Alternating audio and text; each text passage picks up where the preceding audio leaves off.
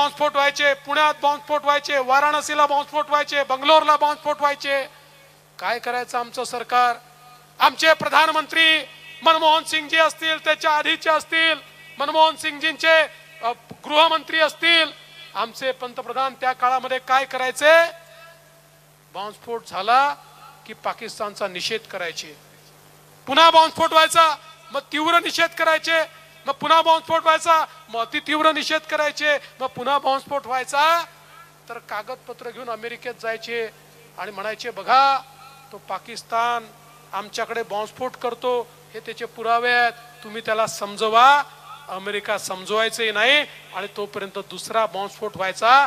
140 कोटीचा देश इतका लाचार आम्ही कधी बघितला नाही.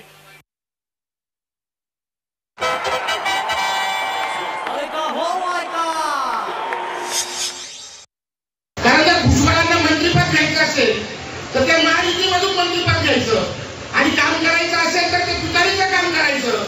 मग तुम्हाला जर एवढा तुतारीचा पुरका असेल तर मी ह्या मेळाव्याच्या निमित्ताने भुजबळांना जाहीर आवाहन करतो की आपण आपल्या मंत्रिपदाचा राजीनामा द्यावा आणि कुशल तुतारीचं काम करावं.